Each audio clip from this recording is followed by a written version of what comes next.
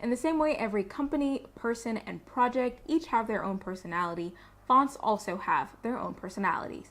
Let's go over the 4 main fonts that you will find in the graphic design world. You have serif, sans serif, handwritten, and calligraphy fonts. A serif font is a font that has serifs. Serifs are the little embellishments that you'll see at the end of letters. Times New Roman, Garamond, and Laura are all examples of serif fonts. Sans serif fonts, on the other hand, are fonts that do not have serifs, so they do not have those extra embellishments that you'll see with serif fonts. Arial, Open Sans, and Calibri are all examples of sans serif fonts. Next up, we have script fonts. Script fonts can be broken down into calligraphy and handwritten fonts.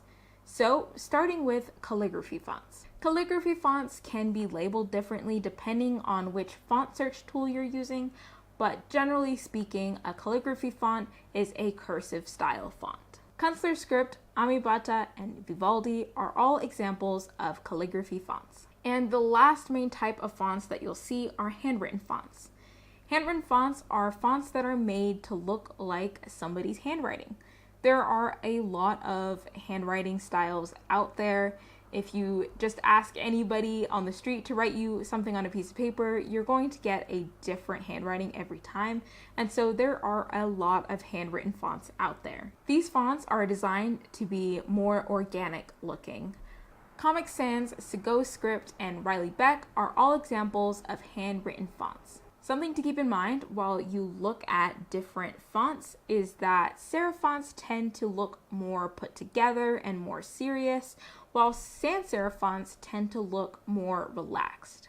Calligraphy and handwritten fonts both tend to be hard to read, and so they're great for headers or for logos because they're really pretty, but you won't want to use them for large bodies of text. As you look into more fonts, you'll learn about other categories and subcategories of fonts, and depending on the search tool you're using, they might categorize each of these fonts slightly differently.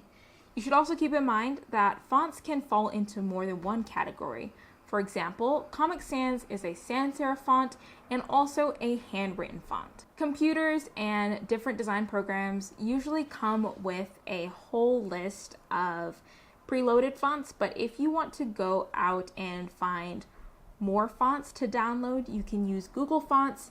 If you have an Adobe subscription, you can use Adobe Fonts. There are also other platforms out there like 1001 Fonts and DaFont.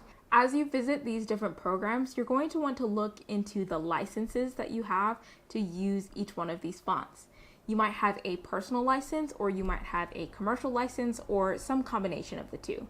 A personal license you'll only be able to use on personal projects, whereas a commercial license allows you to use your projects in a way that will help you make money.